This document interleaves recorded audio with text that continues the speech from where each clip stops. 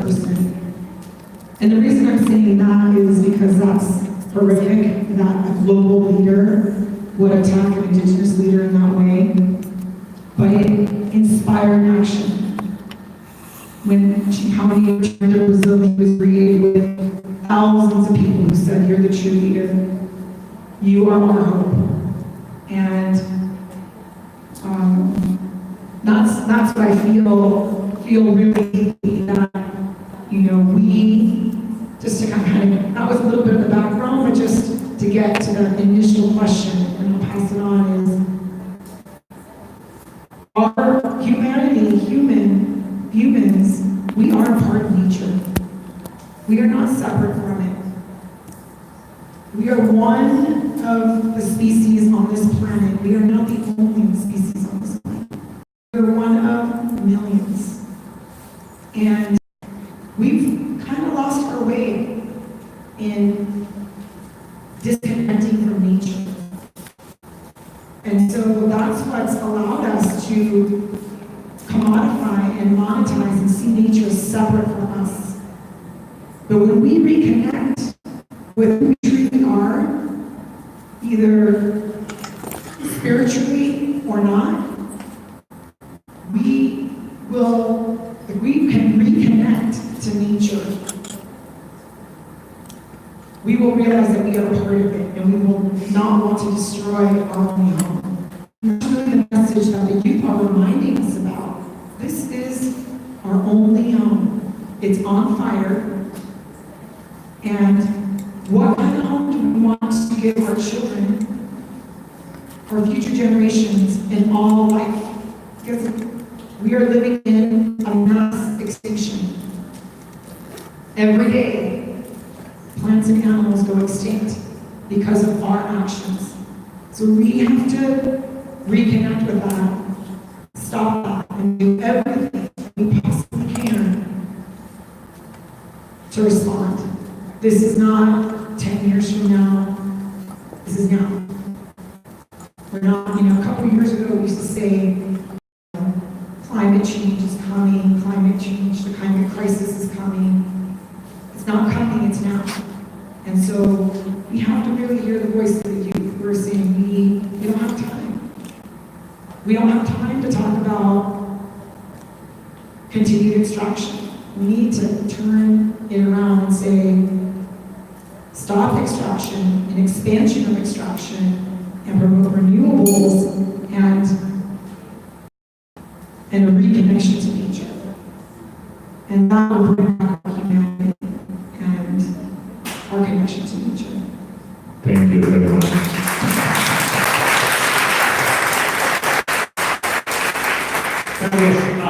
You are the former head of the National Park Service in Colombia.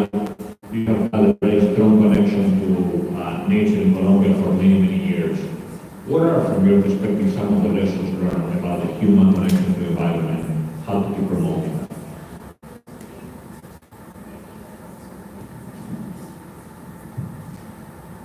Bueno, como decía, he sido un privilegiado porque a lo largo de mi vida he tenido la oportunidad de tener unos cargos de dirección que me han permitido generar la política pública de mi país, especialmente en medio ambiente. Pero además, desde mi formación como antropólogo, introducir muchas variables de la ciencia, la cultura, la sociedad, al concepto del manejo del entorno natural. Cuando yo llegué a la dirección de parques nacionales en mi país, era fundamentalmente una actividad de gestión vista, manejada, gestionada por ingenieros forestales. Y por supuesto no tengo nada contra ellos, todo lo contrario.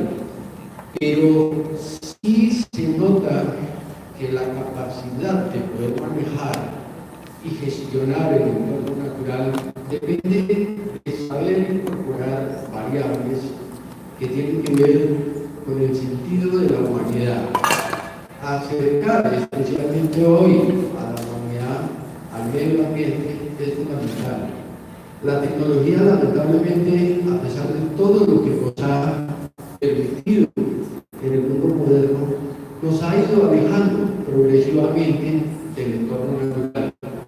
Ve uno a sus hijos, a la juventud, pegadas a un celular permanentemente. Y yo recuerdo mi infancia jugando en el bosque, jugando en el medio natural, viviendo la naturaleza, y veo cómo cada vez se pierde más y más y más el sentido de pertenencia al entorno natural.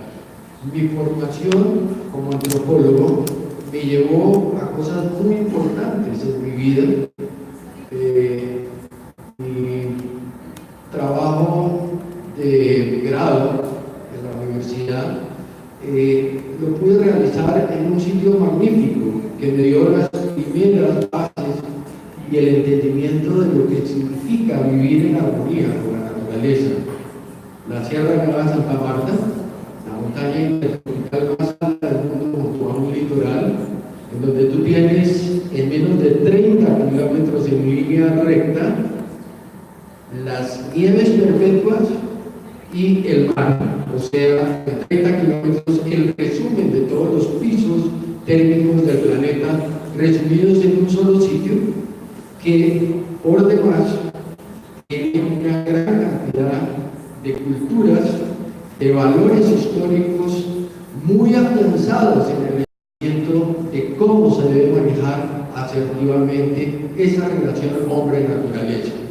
Y por primera vez me di cuenta de lo importante que resulta a la identidad ancestral de estos pueblos, que ven el mundo, la realidad, su cosmovisión, su visión del mundo, muy en función de la conexión, la conectividad de todo ese flujo de energías que están allí presentes y que lamentablemente nosotros no entendemos, no las vemos, no hacen parte de nuestra vida. Para un indígena, particularmente para aquellos que tienen una mayor relación con el conocimiento ancestral, todas las fuerzas energéticas que están alrededor de una persona, de una sociedad, de una cultura y de su entorno, viven en función de un enorme aprendizaje de lecturas que están observando ellos en su entorno natural, donde el hombre es apenas uno de los ingredientes, no está por encima de ningún otro. Y entender esa realidad significa un cambio de perspectiva enorme. Como arqueólogo que era en ese momento, estaba trabajando en un sitio que se acaba de descubrir, que es Ciudad Perdida, un sitio arqueológico de suma importancia en Colombia, donde los antiguos taironas lograron desarrollar un sistema de ciudades en esta montaña intertropical muy avanzado para el contexto del desarrollo prehispánico en esta región del continente. Y ellos lograron entender la relación importante que existe desde el mar hasta las nieves perpetuas, especialmente a través de la conexión y conectividad espiritual, que obviamente debe atenderse para poder manejar asertivamente todos estos flujos energéticos que ellos entienden, que ellos ven, que ellos valoran, y que uno se queda sorprendido las lecturas que hacen en cualquier momento, de cualquier relación, de cualquier persona, a partir precisamente de esos sentidos de energía que tenemos todos y que son los que generan exactamente la empatía.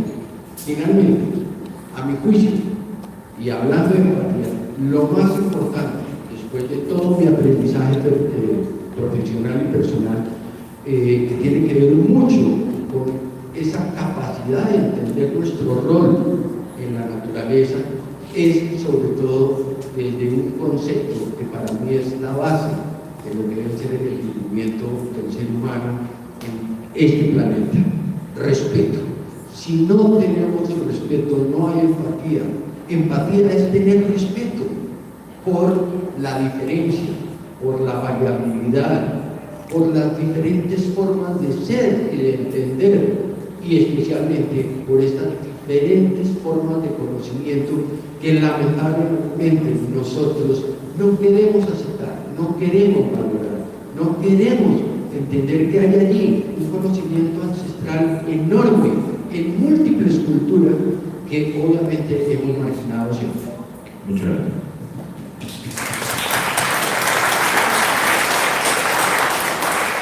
So, Stan, I would like to go to you because when Carlos was talking about the connection, how originally in Colombia the National Park Service was handled by Ingenieros Forestales, foresters, kind of remind me of CONAF in Chile.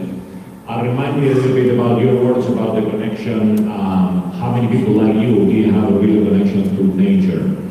What are those steps that people in Chile have been making? Because I have been following for many years a connection to sustainable fisheries in the south and many other kind of connections to nature that you have experienced. What do you share with us what has been that connection in Chile of people connection? Bueno, cuando tú hablaste de los ingenieros forestales, la verdad que rápidamente me conecté y trasladé hacia Chile. En Chile, hasta el día de hoy, los parques nacionales son manejados por la CONAF, Corporación Nacional Forestal. El símbolo de la CONAF es un castor, lo dicen forestino. Y ellos son los que administran los parques, con una visión absolutamente de... ¿Quieres aclarar que el castor de beaver is an exotic species in Chile? And it's actually the logo of the National Park Service. Sí. Y ese castor tiene casco, además tiene una manguera, porque esa institución está enfocada a apagar incendios. Y luego de apagar los incendios, plantar muchos tipos de árboles. Lamentablemente en Chile se han plantado muchos árboles que están acidificando nuestro territorio, pinos y eucaliptos, que son finalmente especies importadas en nuestro país. Por lo tanto, hay un contrasentido con respecto a quién administra hoy día los parques nacionales de nuestro país. Yo tengo mucha esperanza, y ahora se está aprobando una ley en el Congreso para cambiar esa situación y tener un servicio de biodiversidad y áreas protegidas que administre con una visión de biodiversidad y de protección los parques nacionales. Y por eso creo que hay esperanza con respecto a la buena administración de esos parques. Por eso estamos invitando a lo que ha hecho Colombia y otros países. Porque Chile además se caracteriza por ser un país que tiene muchísimos parques nacionales que son de una belleza extrema y que los invito a todos a conocerlo. Quiero un poquito, Carlos, si tú me lo permites, volver a lo que estaba hablando Leila con respecto a la semana que pasamos recién en Nueva York. Bueno, primero, era la primera vez en mi vida que yo iba a Nueva York. Una ciudad muy loca por lo demás y al parecer estaba más loca de lo normal por esta reunión que había donde había muchísimos presidentes. Y la verdad que antes de ir a esa reunión no iba con muchas expectativas, porque veía que en mi país se está ideologizando la discusión con respecto a la protección del medio ambiente. Y ese se confrontan ideas de manera muy violenta. Yo estoy acostumbrado a los consensos, a tomar acuerdos, y cuando hay una acción muy violenta con respecto a ideas que son para mejorar la vida de las personas, la verdad es que me chupan o me quitan un porcentaje grande de la energía positiva que uno puede, y por lo tanto venían a Nueva York con las energías bastante agotadas y con poca esperanza. Pero luego, estando en Nueva York y viendo muchísima gente en la ONU, que es como estar en una torre de Babel, porque de verdad se hablan miles y millones de idiomas, está repleto de cultura, pero el tema principal de la ONU tenía que ver con la protección del medio ambiente. Y eso, que un grupo de burócratas en la ONU esté conversando sobre eso, ya me da esperanza. Alguien entendió que esto es importante. Y gracias a quién, a gente como Leila, a gente como Greta, que finalmente nos están obligando a acelerar la toma de decisiones a los que estamos en política y a entender que lo que tenemos que hacer es asegurar la vida de las futuras generaciones, de los que vienen. Yo ahí miro a mis hijos y digo, bueno, tengo que hacer algo por mis hijos para que vean lo que yo vi. Y yo creo que lo podemos lograr. Solo contarles 2 datos, 3, de acuerdo a que se tomaron en esta reunión. Primero se construyó una alianza para los bosques lluviosos, Rainforest Alliance. Tú estabas en esa reunión, te vi porque yo estaba en la reunión. Liderada por el presidente Macron de Francia y por el presidente Piñera de Chile. Creo que hay un espacio gigante para proteger de buena forma Duque de Colombia. Un espacio gigante para proteger los bosques lluviosos de nuestro planeta. Espero que el señor Bolsonaro entienda de que el Amazonas está en Brasil, pero finalmente le pertenece a toda la humanidad. Evidentemente siempre respetando la soberanía de cada uno de los países, pero le pertenece a cada uno de nosotros, así como la Patagonia le pertenece a cada uno de nosotros, independiente de que esté en Chile o en Argentina. Eso es una cosa positiva, Rainforest Alliance. Segundo, 70 países se comprometieron a un plan de descarbonización al año 2050. 70 países. Y 106 grandes empresas del mundo se comprometieron a eso. Uno podrá decir, bueno, el 2050 es muy allá. Podemos hacer esfuerzos para que eso sea más rápido. Yo no tengo duda de que va a ser más rápido. ¿Y por qué va a ser más rápido? Porque hay gente como Leila, hay gente como Greta, que nos está empujando a los políticos a hacer las cosas más rápido. Pero además, tenemos algo que antes no teníamos. La tecnología que bajan de costo de forma acelerada y por lo tanto nos va a permitir poder llegar a esas metas mucho más rápido. Y por eso creo que lo que está pasando ahora en Nueva York es súper positivo. Y luego tu pregunta inicial de cómo... Solo 2 minutos, por favor. Perdón, yo soy político, podría hablar todo el tiempo. Para eso somos formados, pero es tiempo de actuar. Sobre la conexión, ¿qué podemos hacer nosotros con respecto a la conexión de la naturaleza? Simplemente dar los espacios para que la gente, en mi país, yo sé que aquí en Colorado eso está muy avanzado, pero en mi país, darle la oportunidad a la gente de que conozca la naturaleza, que la viva, que sienta una experiencia, porque si no la conocen, no la protegen. Y por lo tanto, yo creo que eso es lo que tenemos que hacer desde mi posición, a través de la educación, a través de entregar las oportunidades, sobre todo a los niños, de conocer los espacios naturales de su país. Y finalmente le van a generar una masa crítica en favor de la protección de la naturaleza. A través de la educación y de la conexión con la naturaleza, yo creo que podemos hacer muchas cosas. Sobre todo en mi país, donde al parecer la naturaleza está solamente asegurada para un cierto grupo. Y el resto, que se jodan, por ejemplo. La verdad es que yo creo es que como políticos tenemos que dar la oportunidad a todos de una educación de buena calidad, y esa educación de buena calidad tiene que ver con conectarse con la naturaleza. Muchas gracias.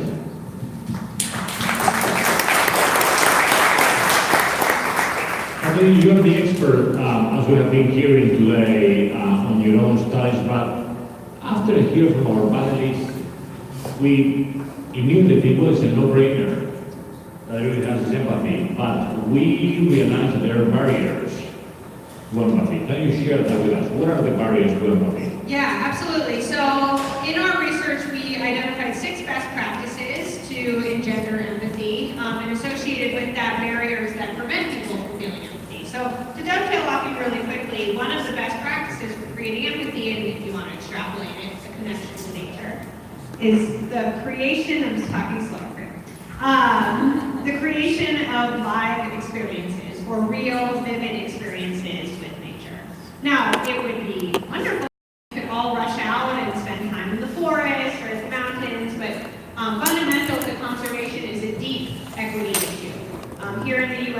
more people live in urbanized environments where more and more every day, where they are disconnected from the natural world. And so we also don't want everyone rushing into the Serengeti to flood the plains with their presence. I want to say to that, live experiences don't have to include spending time in untouched, pristine natural environments. They can also mean spending time in urban parks, and in school gardens, and in zoos and aquariums, and in museums, and in environmental education centers. All of these are fantastic places in which you can experience wildlife and nature in a form that will engender an impactful reaction. So I think that's very important to say, because especially in the US, conservation has become a white privileged issue, which is insane, because the things that are going to affect people through conservation, the lack of conservation work will inequitably affect people of color before they will affect white people, or privileged people in general. And so the barriers to empathy that we identified are dovetailed off of that. So the biggest barrier that we have to empathy is the way we frame natural experiences. When we frame experiences in a way that, or we frame animal experiences in a way that distances people from those animals, it shuts down empathy right away. So in environmental education, we are very concerned with facts. We are very concerned with making sure that everyone knows everything about animals exactly the correct way, and about landscapes. But often, the way we interpret that actually stomps on an empathic connection that people could feel. So, for example, we are very concerned with not anthropomorphizing animals, right? Like that's a dirty word, it's a bad word. I don't think it is, but it has become that in our society. Can you explain what that is? Yes, absolutely. So anthropomorphization is the attribution of human characteristics to non-human things. So that's like why I named my car, and why I say that my cat was happy to see me when I get home. That's anthropomorphism. And so when we do environmental education, we want to say that animals are completely separate from humans, and don't worry, we're not trying to say that they're happy or sad or angry or fearful, because how could we possibly know? So, sorry about that. We had an interpreter at a zoo who brought a skink, which is a lizard, to a group of students. And this very excited student, 5 years old, that waited for a skink the whole day, waved with great enthusiasm at the skink. And the interpreter says, "Oh, you don't need to wave. Skinks don't understand waving." Right, and we all laugh at that like, oh my God, what a jerk. But we have scientists do that all the time. They tell people, don't worry, this thing you feel about the environment isn't actually founded in science, so here's the real fact that you should know. And in doing that, we do what the little girl did. She slumped to the back of the room, crossed her arms, and refused to participate in the rest of the event. Right, so where are the opportunities that we are doing that? Where are we saying to people, in our urgency, in our desire to motivate action, the empathic connection you have created is actually wrong, and here's the one we would like you to create instead.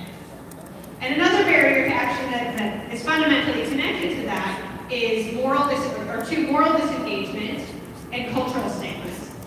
People are bombarded with many different facts, figures, impressions of animals, and we disregard the cultural stigmas that are so ingrained in people's lives in our effort to make them care about what we care about.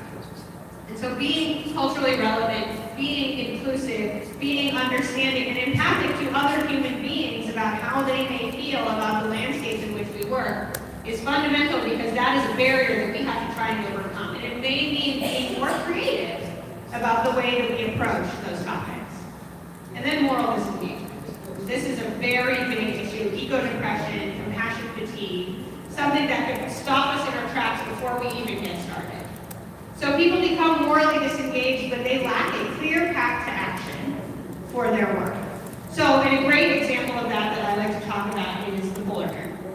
So we were bombarded with information about polar bears and climate change. We were shown videos of polar bears trudging through the tundra on their literal last legs.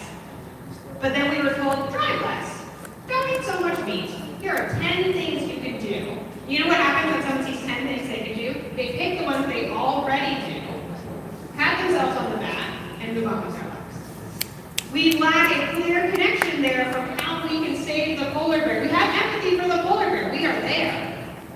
But the thing that we were told to do was too disconnected from that empathy, and it led to moral disengagement. Now, to get people on track, polar bears are almost a trope. Right now, to get people to get motivated for polar bear conservation, we have to be more creative than we ever have been in the past, because we have to overcome that moral disengagement. So I caution us against that, because we need to use the behavioral sciences to understand how to link empathy to action before it's too late and we make it work harder for ourselves. Thank you.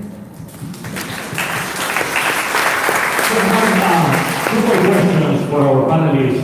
Please get ready with your questions coming up. So I'm going to ask a couple more just to finish up, but we're going to have 20 to half an hour to ask questions. So the last two questions I'm going to ask is, from Leila and from Carlos, we've all been following the news about the Amazon. And yes, the Amazon is not only Brazil, Colombia, Ecuador, Venezuela, Peru, you name it. We have been hearing about countries protesting, companies who are. What is the role of indigenous people in the Amazon in order to be able to control? So, a little bit of background first is that the fires in the Amazon that you all have seen, heard about over the last month, it didn't start a month ago. They've been happening all year. There's been over 100,000 just this year alone. There are many different statistics. There are many statistics on everything ranging between 50% and 84% increase since last year. So, yes, there were fires last year. There have been fires in the Amazon every year, as long as we can remember. But these are not natural disasters. These are not, this is not a natural wildfire. They are mostly intentionally set. And the fires in the Amazon are across Brazil, but they're also across the Amazon. They're in Bolivia, they're in Venezuela, they're in Peru, they're also in other parts of the ecosystem. They're in the Chaco, they're in Paraguay, they're all over. There's been over 4 million hectares in Bolivia alone that have burned, 3 million in Brazilian Amazon, and there's no end in sight. So that's the bummer. The indigenous peoples across the Amazon, and I should say that there are nearly 400 distinct indigenous nationalities, ethnic groups across the Amazon rainforest. They are the best protectors of the Amazon. It's proven by many facts and many studies, but I would say you only need to look at a map of the most protected parts of the Amazon. There's lots of different ways to protect the Amazon. There are indigenous reserves, there are protected areas and national parks. The best protected are the indigenous territories. And why? Because they live there. They are intrinsically connected with the forest for their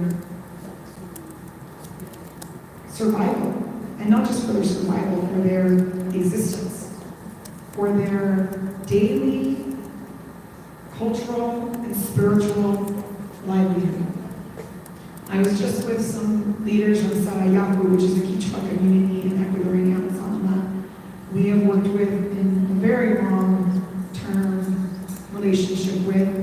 I consider them my second family. And they have been threatened by oil development in their territory for 20 years. And they have kept oil companies off their territory for that time. They would protect 135,000 hectares of primary rainforest, and they not only resist any industrial extraction on their territories, They propose an alternative vision for conservation. They have a proposal, a vision that comes from their spiritual practice, from their elders, from their connection to nature, called Sacha, which means living forest. They, conservation in its traditional sense is establishing a protected area, limiting the amount of people that go in, introducing, protecting an area, but as you mentioned, it's for certain people, not for everyone. And actually, traditional conservation has actually caused a lot of human rights abuses in its history. There's a really, really good book called Conservation Refugees that I highly recommend. Vicki Tully-Corpus, a special rapporteur on indigenous issues, has issued a report on the historic violations of human rights for traditional conservation. Because it was seen 100 years ago that if you have people living there, that can actually cause a destruction of it. But not when we're talking about indigenous peoples, because they have been the ones that are protecting these areas, whether you're a Kogi or the Ula in Colombia or the Quechua of Sarayaku, or the traditional Miwok people in the Yosemite Valley. They have been living there for thousands of years, and they have been protecting it because they are intrinsically connected. And Sacha, the Living Forest proposal, is about just that. It's about protecting the forest for the trees, but for all life, from the smallest microorganism to the leafcutter ant, to the tapir, to what cannot even be seen, which they are very clear that there are spiritual beings as well that we cannot see, but guide the vision to actually protect that forest. It's hard for people to understand, right? Especially if you haven't been there. But you don't have to go there to know that the rainforests are the heart of our world. They are what creates oxygen. There are people who are denying those facts right now. But they store carbon, but not when they're burning. They are becoming a carbon emitter rather than a carbon sequester. So that's why we're working so hard to respond to the fires, but not only respond to the fires, to let everyone know that the fires are physical and they are a political threat. They are intentional. They were emboldened by the political and racist rhetoric of Jair Bolsonaro. I have no shame in saying that. He has emboldened people to go and set fire to the Amazon to make way for soy and cattle. And industrial agribusiness is benefiting from that. Companies from the US, ADM, Bunge, Cargill, international governments, companies, and financiers. And it's not a secret. It's not, you can go to our complicity and destruction report, which outlines and exposes the agribusiness traders and their financiers. And we actually do have a dirty dozen list on our website that lists some of the companies that you can engage with, you can write to, you can protest, and you can find more about Aggie on Watch.org. Thank you, Ray. So I want to open up for questions, but I want to ask the same question for you, Carlos. Here in the Santa Marta, Amazonia, Colombiana, and then I want to go to you, Sebastián, and ask what is the role of politicians in this work? So Carlos, and then Sebastián. Bueno, en primer lugar, la Amazonía, desde mi perspectiva, tiene una importancia estratégica para todo el planeta. No hay, sin lugar a dudas, un sitio más estratégico que esté generando, digamos, todas las relaciones funcionales para la mantenimiento del sistema natural que sirve de regulador del motor. You know, that's the regulator of the climate, right? That's the motor of the climate. My interest in I started over 35 years ago. I had a strong charge as the director of national parks. In that moment, in the middle of the 80s, identical case of what happened right now with the destruction of the ecosystem, this very strategic ecosystem. In that moment, I remember all of the Amazon, especially the Brazilian, especially the state of Rodonia, and it had generated a planetary level disturbance from the atmosphere because the amount of smoke from the burning that was there at that time. A lot of the flights and a lot of airports, not only around the Amazon, but far from the Amazon, were halted, and they had to stop their operations because of the amount of smoke from the burning. It was a dramatic time, without a doubt, and I started to understand that the real work that we have ahead of us for the conservation of the Amazon is enormous. I had the opportunity to launch a process, a large grand management process. We managed to make it about 10 million acres to be reserved lands, especially the Insignia Park that's in my dreams, and that's the one that's in Chiribiquete, and it's the best maintained site, maybe not of the Amazon, but maybe the whole world. And so I try to understand everything that we've had to observe through all these years of this management in our countries around the Amazon region.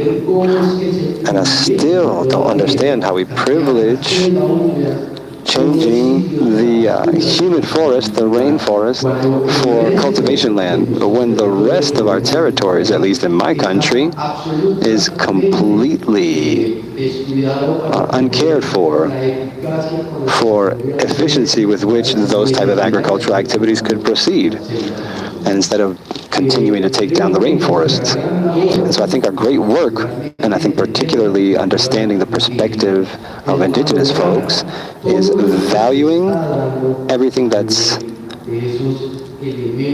happening in these strategic elements in terms of resources that are there and involved. In Chiribiquete, I had the opportunity,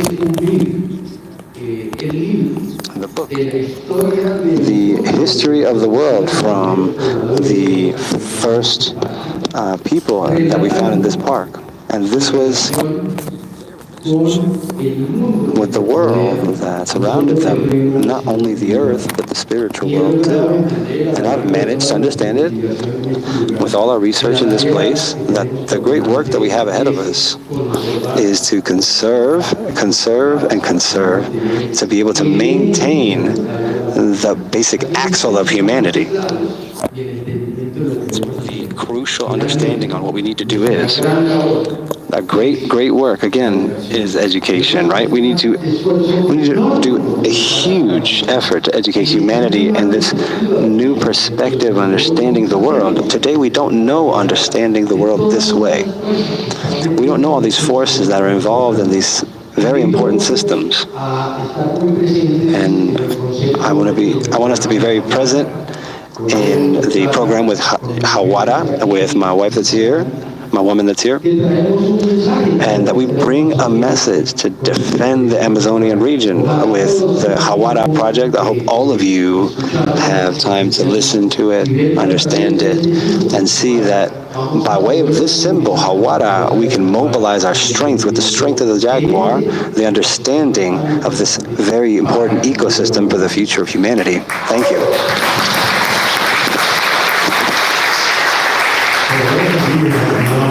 Seen or heard about Hawara outside of the left side, we have the creators of Hawara, an amazing jaguar sculpture that is much more than just a sculpture. I invite you all to go and visit. It's wonderful.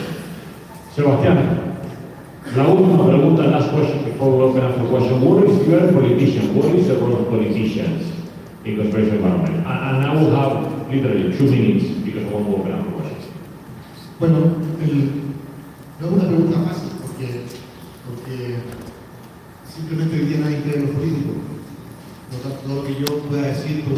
Everything I can say could be used against me.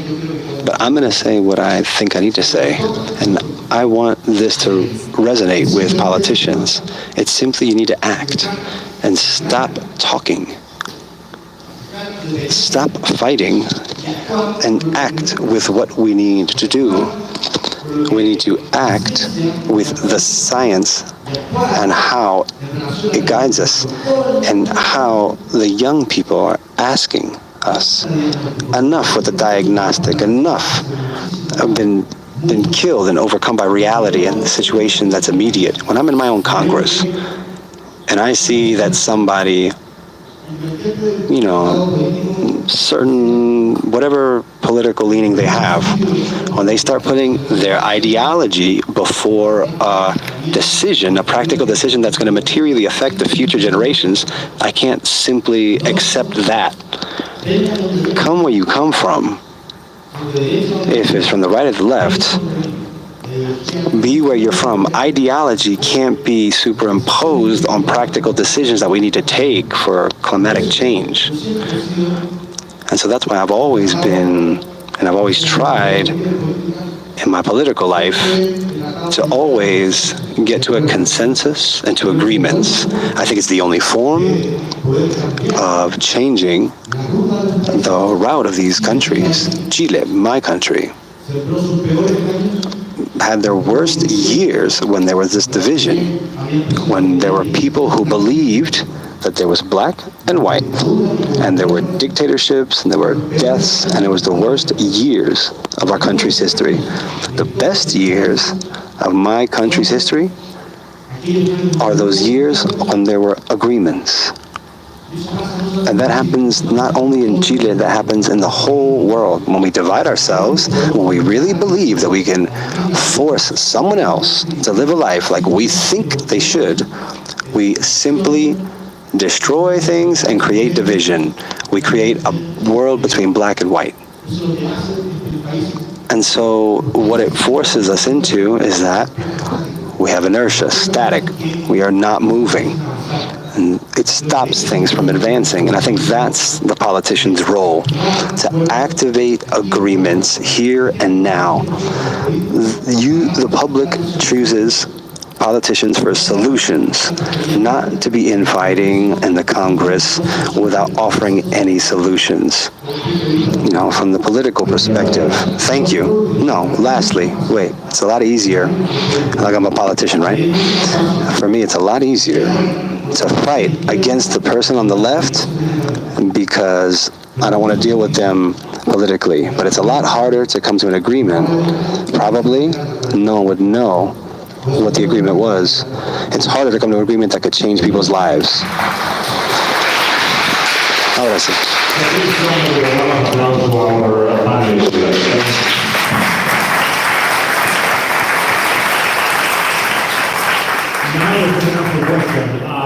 We have one here, one there. What about the microphone? Are you gonna, help me out? So there's one person here, and two more here. And do you mind introducing yourself? Are you part of the youth corps, where do you come from, just so the panelists can get to know yourself?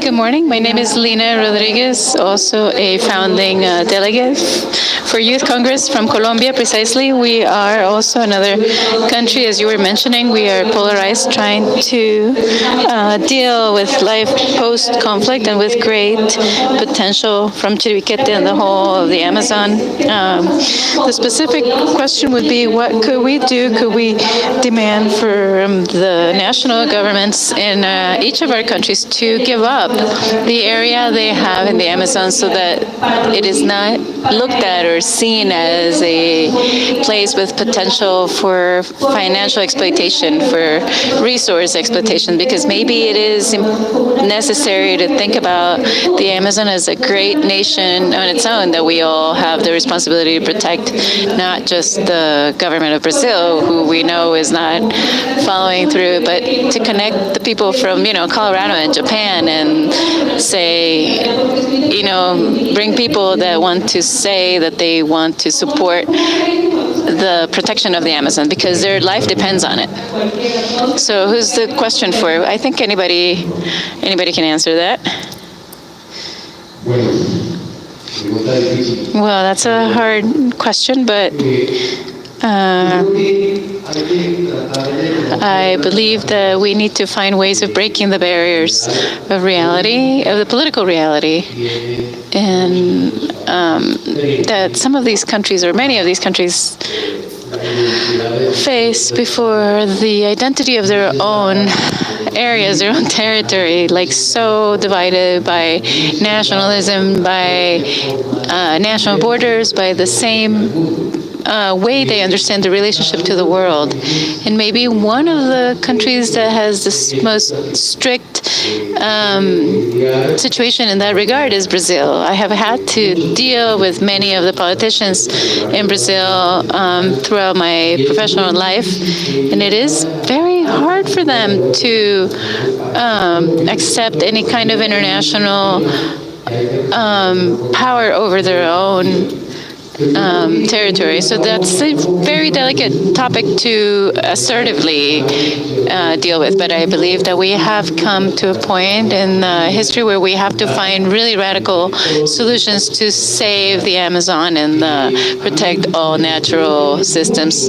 I am really surprised how throughout the whole effort that we have made to preserve, in this case, the Amazon, from the 8 countries that have struck this deal, that have territory at stake in this great jungle. We have a treaty that is the Treaty of Amazon Cooperation that has been in effect since the 70s, and with great participation of presidents and delegates to create a unique policy to face all the requirements of the development of the Amazon. And it's really frustrating to see how the way that our countries have interpreted what needs to be done with the Amazon at this point in history has still differed so much. Like after 40 years of trying to cooperate, we still have not been able to find a way to have common ground and common vision. Every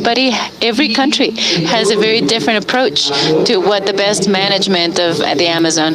And the worst burden is on these ancestral communities who live there. These are the ones that have the greatest stake in their own territory, are the ones whose voices are the least listened to. So it would be necessary to start with giving more importance and more voice to the peoples who have historically lived there. So maybe from there we should face this challenge for the humanity of what needs to be done to preserve the Amazon. Thank you. So let's carry on since we have so many people. A ver. I'd like to thank the organizers of this fighting the word essential. And I'd like to make 2 observations. One is, I think the word empathy hinges on the definition of another word, that is community. Do we define community in human-centric terms, or do we define community to include the soils, waters, plants, and animals, and all the Leopold referred to collectively as the land? The second observation is 350,000 young people marched in New York City. And I question, in this urbanized age, if all those, or even the majority of those young people, had direct experience in nature. So what did stimulate their emotional response? I think it is a generational thing. They are the ones that are going to suffer the consequences of our generation's inaction.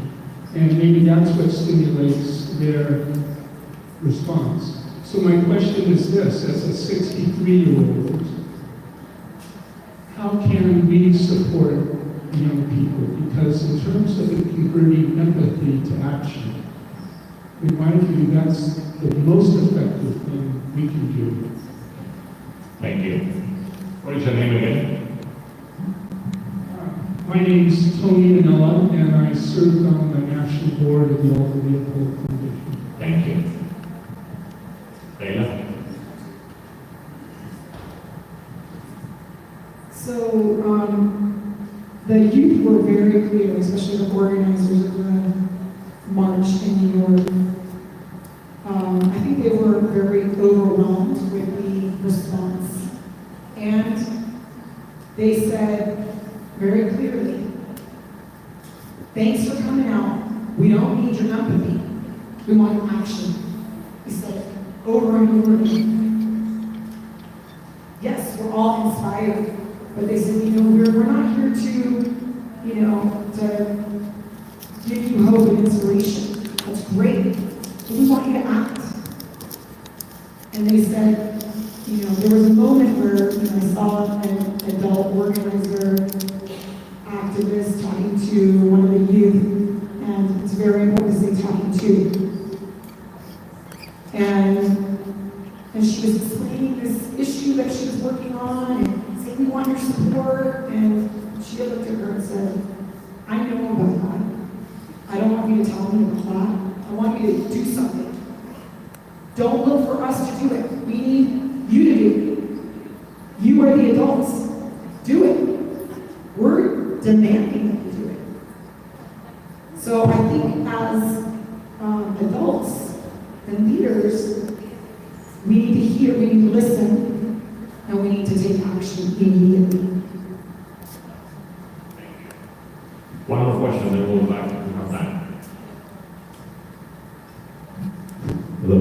Hi, my name is Kip. I'm an entrepreneur and a supporter of the Jaguara Project, and also an old friend of Tosa's at Watch. And my question is, how can the nonprofits in the world of Amazonian protection and conservation unify? And I know I've been really incredibly impressed with the Headwaters Project and how, organizations from different continents have come together, almost in the vibe of the eagle and the condor. And so bringing that energy in more aggressively, how can we support the unification of the movement, and then also look at economic paths to, in a sense, is there a path forward to buy the Amazon, bring humanity together to raise capital, to incentivize governments, because oil companies are getting paid, lumber companies are making money. So is there a way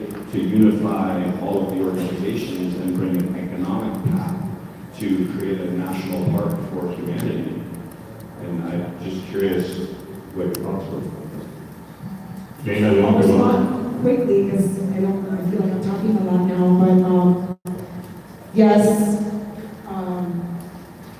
I think we need a giant corridor to protect the Amazon. So in Colombia, there's a AAA corridor that's been proposed, the Andes Atlantic corridor, that Amazonas and the government are working on. We need to connect that corridor with the sacred headwaters, which is between the Napo and the Marañón, the most biodiverse terrestrial ecosystem on our planet.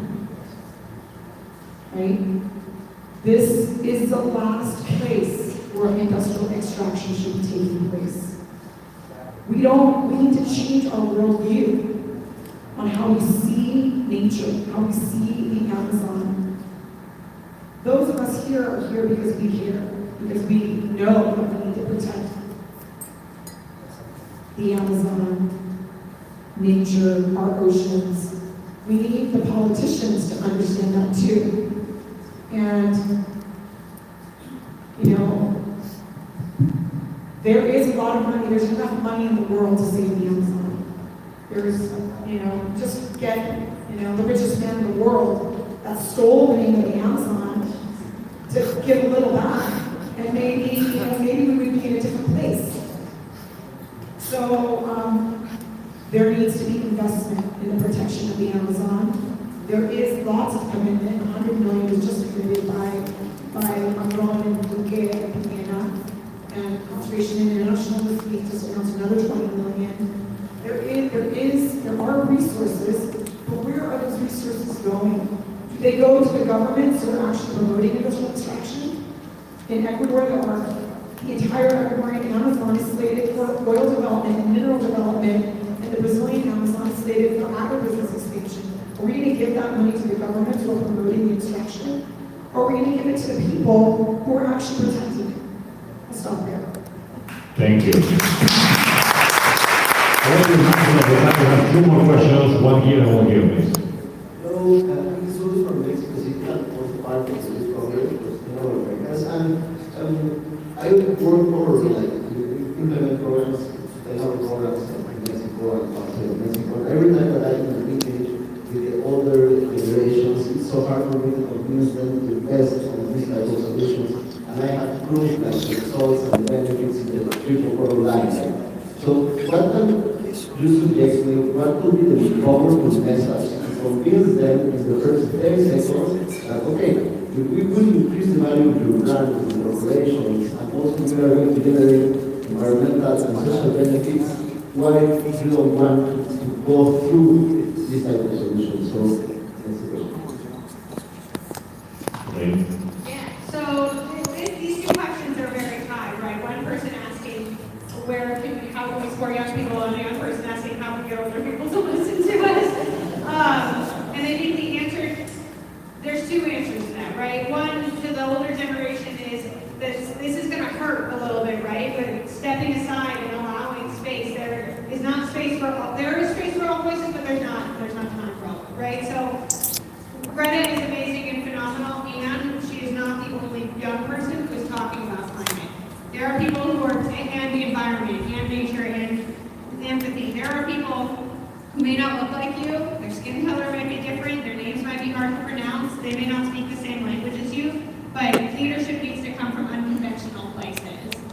And I think that is very important for us to recognize and understand, because I hear over and over again, I don't see the next generation, and I think they're blind to it because we don't look like them. And that is very important for us to understand and recognize. And for you, I would say data-driven work is going to be the most powerful thing to take us forward. I live and think in a world of data and theory, and so I think that is critical, but this translation of data and theory to practice is where we need to live. And I think as young people, we understand the importance of metrics, the importance of evaluating our impact. And so taking that and speaking with that voice and making it undeniable, the research that we understand and the way we're translating it into practice can be a great way for our voice to be amplified. Thank you.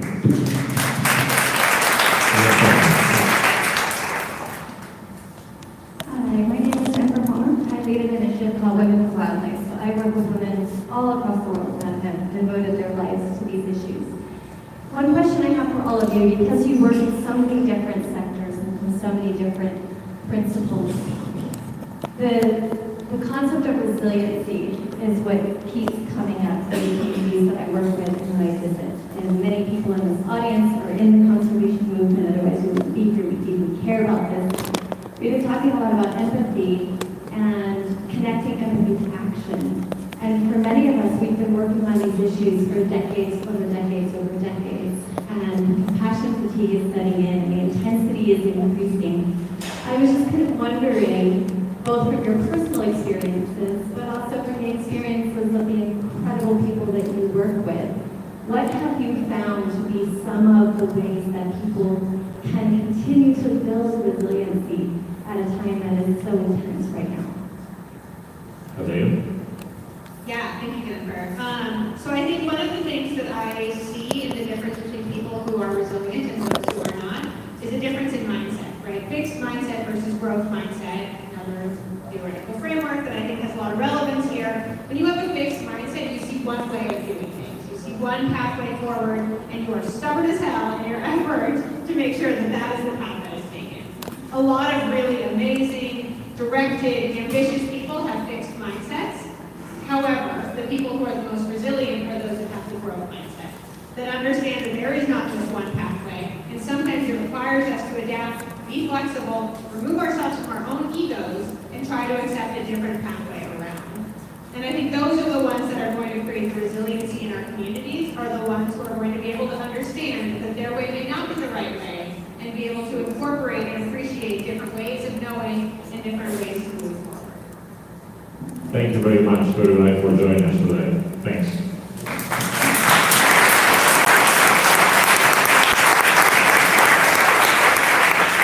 Our panelists will remain here a few more minutes, so please mix and mingle, get to know them better than I mentioned before. Thank you.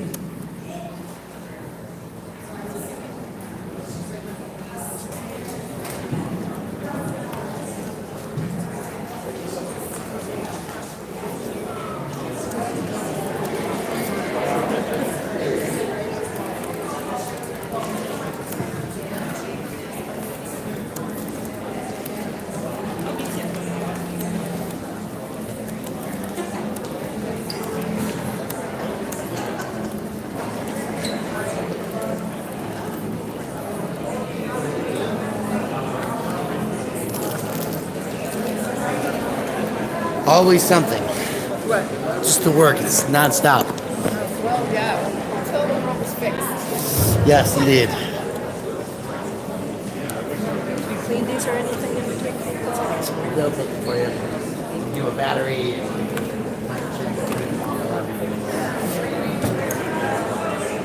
A wipe down.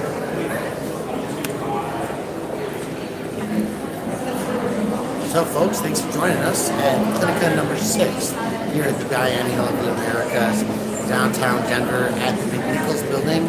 Stay tuned for me throughout the day, as well as